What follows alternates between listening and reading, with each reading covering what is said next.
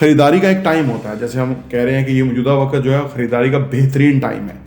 ये properties half price पे आई हुई हैं। जो लोग इन्वेस्ट किया उनको बहुत फायदा होने वाला है, क्योंकि बहुत ही मिनिमम प्राइस के ऊपर हम चीज़ें बेच रहे हैं और टॉप लोकेशन। कोई ना कोई क्राइटेरिया आपके पास होना चाहिए कि भाई क्यों इन्वेस्ट करना है। इलाके की जो हमारे पाकिस्तान की जो डायनेमिक पोजीशन है वो बहुत ही इंपॉर्टेंट है दुनिया के हवाले से। जब आप प्रॉपर्टी में इन्वेस्ट करें तो लोकेशन को मद्देनजर रखें।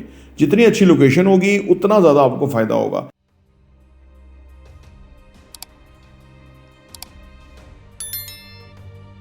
अस्सलाम वालेकुम रहमतुल्लाहि व बरकातहू। मेरा नाम अहमद अकील है। आप देख रहे हैं property vision TV.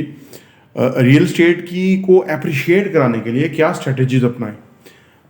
Real estate जब अप्रिशिएट होती है प्रॉपर्टी तो आपको प्रॉफिट्स आते हैं, और कोई ना कोई हिकमत अमली, कोई ना कोई स्ट्रेटजी आपकी पीछे रहनी चाहिए। रियल स्टेट को जब ख़रीद के आपने फिर बेचना है तो क्या इन्वेस्टमेंट करते हुए क्या स्ट्रेटजीज वर्कआउट करनी चाहिए ताकि रियल स्टेट मैक्सिमम अप्रिशिएट हो और आपका प्रॉफिट कई गुना बढ़े। आइए बात करते हैं।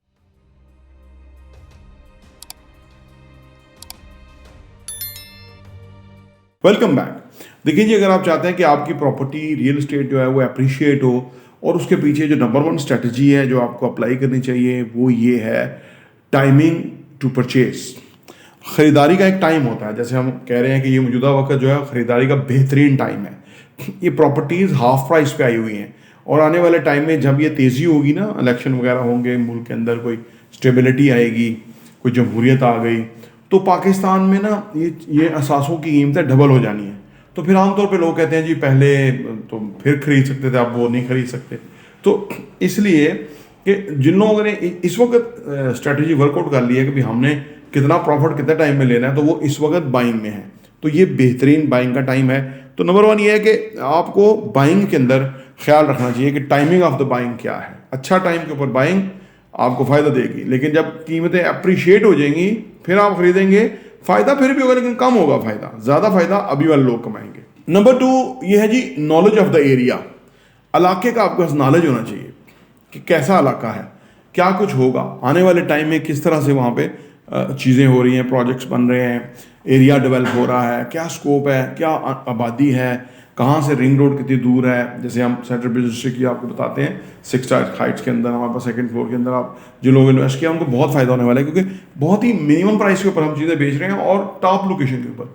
यानी 4 साइड ओपन बिल्डिंग है और यहाँ से रिंग रोड 4 किलोमीटर के ऊपर है। आपको ऑल द वे एयरपोर्ट जाने के लिए पूरा सदर से घूम के पेशावर रोड नहीं जाना होगा, आप सीधा यहाँ से बाईपास करेंगे और रिंग रोड को पे पहुँचेंगे और देन एयरपोर्ट के ऊपर। इसी तरह जो झेलम से लोग आते हैं उनको यहाँ आना बहुत आसान होगा। ये उनके लिए एक बेहतरीन जगह होगी, शहर में घुसने की ज़रूरत ही नहीं है, और ये एक खुद एक बहुत ही इंटरनेशनल मेयार का सेंट्रल बिजनेस डिस्ट्रिक्ट बना हुआ है। तो ये एरिया का आपको समझ होना चाहिए कि क्या क्या प्रोजेक्ट जो हैं इसको बेनिफिट दे रहे हैं। तो इससे भी ये भी स्ट्रेटेजी अगर आपको पता हो तो इस स्ट्रेटेजी के तहत भी इन्वेस्ट करें तो आप बहुत फ़ायदा हासिल करते हैं। नंबर 3 ये है ये क्राइटेरिया फॉर ग्रोथ पोटेंशियल। कोई ना कोई क्राइटेरिया आपके पास होना चाहिए कि भाई क्यों इन्वेस्ट करना है। जो पाकिस्तान के अंदर अगर आप देखें कि रिक्वायरमेंट कितनी ज़्यादा है, पाकिस्तान के अंदर कोई हाई राइज बिल्डिंग्स नहीं है, अच्छी जगह नहीं है, पार्किंग्स नहीं है, आबादी बिल्कुल एक लिविंग पोजीशन में नहीं है। कमर्शियल में आप पिंडी में चले जाएं या इवन इस्लामाबाद में आपको पार्किंग नहीं मिलेगी, यानी इतना एक पोटेंशियल है। तो ये सारा क्राइटेरिया आपको देखना चाहिए। फिर आने वाले टाइम में पाकिस्तान में अभी तो पैसा ही नहीं आया, जब पैसा आएगा तो फिर कीमतें कितनी अप्रिशिएट होगी। ये सारी चीज़ों को आपको मद्देनजर रखना चाहिए इन स्ट्रेटजीज को। नंबर 4 ये है कि जी एंटिसिपेशन फॉर ग्रोथ। इलाके की जो हमारे पाकिस्तान की जो डायनेमिक पोजीशन है वो बहुत ही इंपॉर्टेंट है दुनिया के हवाले से।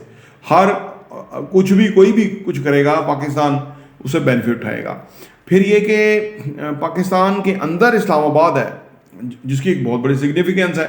यहाँ प्रॉपर्टियाँ अभी बहुत अप्रिशिएट होनी है, फेडरल कैपिटल करीब है, उसका बहुत फ़ायदा है। दुनिया यहाँ इंटरेक्ट करती है, दुनिया सबसे पहले यहाँ आना चाहिए। फिर ये second beautiful capital of the world है, उस हवाले से भी इसकी बड़ी वैल्यू है। लोग यहाँ आके रहना पसंद करते हैं।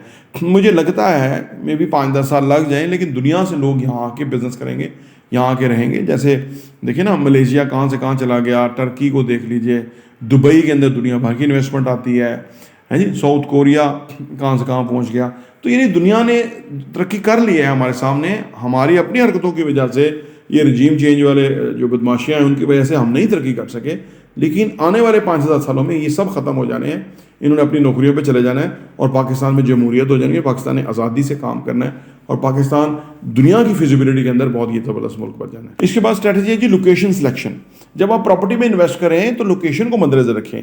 जितनी अच्छी लोकेशन होगी उतना ज़्यादा आपको फ़ायदा होगा। जितनी टॉप लोकेशन होगी टॉप प्रॉफिट होगा, टॉप आपको फ़ायदा होगा। ये लोकेशन बहुत इंपॉर्टेंट है। इसको अगर आपने मद्देनजर रख के इन्वेस्टमेंट की और अच्छी जगह पे आपने इन्वेस्टमेंट की तो लोकेशन की कीमत कोई बेहिसाब बढ़ जाती है।